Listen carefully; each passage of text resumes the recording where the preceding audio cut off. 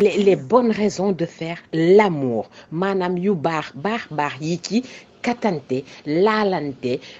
dëggante daqaarante baax yi ci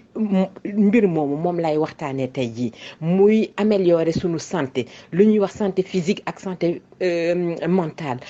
santé physique maanaam sunu jëmm ji santé mentale li ci sunu biir bopp bi xam naa ne xam ngeen ko mais man sama wax moo demee noonu damay dugg ci détails yi ba mu gën a leer 1+1 sax ma détaillé ko voilà.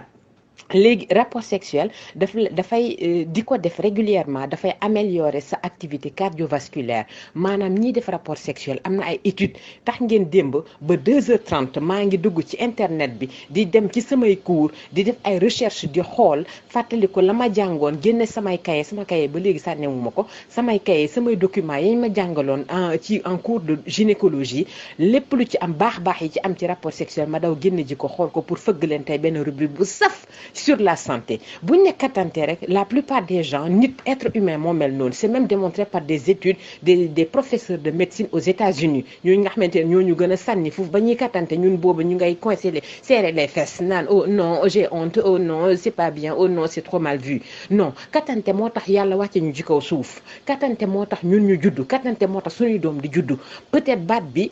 loo ñaawal mu ñaaw ci àdduna laalante daqarante tëdd sëy voilà yooyu yëpp ay c'est des mots luñ buñ ko ñaawalee rek mu ñaaw donc loolu moo ñu bàyyi ci kaw suuf balaa nga ko doon xam nga sëyee góor mu daan mën ba xëy suba mënatul sexuellement parlant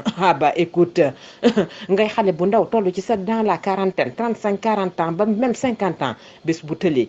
waxuma dem bàyyi ko fa sax waaye de est-ce que tu vas pas taper le chauffeur wala dem keneen di la soosal ci sunu yaram la bokk ci sunu dund la bokk on est conçu pour ça loolu moo tax ñu juddu te bu amutoon kon duñ juddu bu yàlla bu ne multipliez-vous sur terre mooy maanaam defante leen sëy leen entre yéen góor ak jigéen ndax doom mën caa su juddu ca donc rapport sexuel dafa am ay bienfaits yu ci nekk pour la santé comme ni ma ko xewoon sànq dafay améliorer la santé cardiovasculaire lépp loo nga xamante ni wérgu yaramu artère veine ak cœur la daf koy améliorer xam ngeen ne artère veine ak cœur bu ñu feebaree rek moo lay indil hypertension moo lay indil diabète moo lay indil cholestérol moo lay indil insuffisance cardiaque moo lay indil insuffisance rénale donc pour éviter yooyu noonu di sëy di laalante régulièrement dafa baax parce que rapport sexuel bi ñooñu professeur yu mag yooyu ci wàllu santé bi ñu gëstu saytu dañu gis ne le fait de faire des rapports sexuels dañ ko allier ak le fait de faire du sport c'est comme du sport parce que le rythme cardiaque est beaucoup plus intense quand tu fais des rapports sexuels que quand tu cours comme ça dans les rues ou bien dans la forêt parce que rythme bi ngay am il y a un rythme cardiaque et un rythme émotionnel associer les deux ça fait du baume au cœur dafa baax ci yaram te góor ñi nga xamante ni dañuy faral di éjaculer minimum 21 fois dans le mois 21 fois dans le mois góor gu koy éjaculer dina la éviter bu baax reculer la bu baax cancer de la prostate umpalewu leen ni mu ngi commencer à partir de la cinquantaine maanaam sa prostate bi xëy suba di mënatul pourquoi prostate intéressé ñu parce que prostate ci góor mooy li bokk 70% du sperme mooy ndox mu baax moomu ndox moom nga xamante ne bu ñuy màcc di fellation dañuy naan ndox moomu dafay rafetal teint entre guillemets bu kenn ne c'est dégueulasse oh c'est sale non c'est pas dégueulasse c'est pas sale ci doomu aadama la jógee kon xale bi namp suñu ween bi c'est dégueulasse meew mi mani namp màcc leen sucette leen fellation leen ba mu neex dafay rafetal teint donc ndox moomu noonu di sperme 70% wu sperme prostate moo koy defar prostate mooy defar loolu prostate mooy gérer le muscle érectile fi góor gi di yégee neex ba ne jógal koddal mbir mi ne jot du jóg mu am envie am fu mu ko dugal daaneelee foofu loolu prostate bi moo koy def te bu prostate bi feebaree góor ga dootul mën jógal kon dee leen laalanteeg seen jëkkër yi dee leen laalanteeg seen waay yi ndax ngeen mën a protéger seen prostate pour mu mën a gën a durer lu yàgg bu ñu am feebaru prostate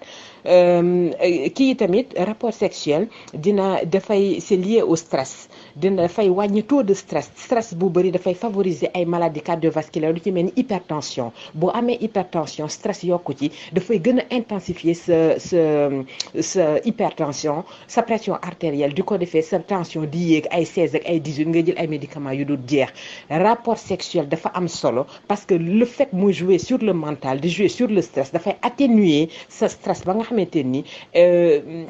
hypertension bu fa bëggoon ñëw du yegsi wala hypertension bu fa xasee ba nekk dina ko réguler ba nga xamante ni doo soxla sax naan yaa ngi jël ay médicaments y a des gens qui sont hypertendus qui ne prennent pas de médicaments et qui vivent merveilleusement bien donc daqaranton nañu daqarante moo ko yor moo tax yàlla wàcce ñu fi bu fi amutoon konoon du ñu jël maye ñu dugg ci ay néegu sëy di sëy voilà kattante dafa baax maccante dafa baax daqarante dafa baax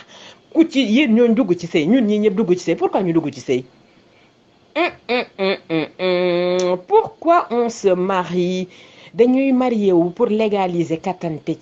ci kanamu yàlla sunu borom bi subhanahu wa taala di ko def hors mariage yàlla daf ko sib yàlla mu ne ma jël ay baatu alxuraan teg ko nga xamante ni lii ak lii buñ ko waxee naa mën a maye Moussa ak Fatou déggéen ak Pape ñu sëy ñoom ñaar di daqaarante ndax bu ko defee seen sëy boobu yàlla wàccee ci doom seen sëy boobu mbëggeel bi gën a yokku ndax bànneex bi ci rapport sexuel ba ko yàlla wàccee maanaam dafa fort intense ba yàlla ci jaamam yi mu ko njëkk a essayé dañ ko essayé dee yàlla sunu borom bi ne lii fort na lii intense na lii danse na xaaral ma wàññi ko te lii sutura laa ci bëgg mu wàññi densité bi mu essayé waat ko ci yeneen ñaari jaamam yooyu def ko xëm ba ñu xamee yàlla sunu borom bi ne ku xëm nit dina ñëw sowetaas la dinañ gëstu seet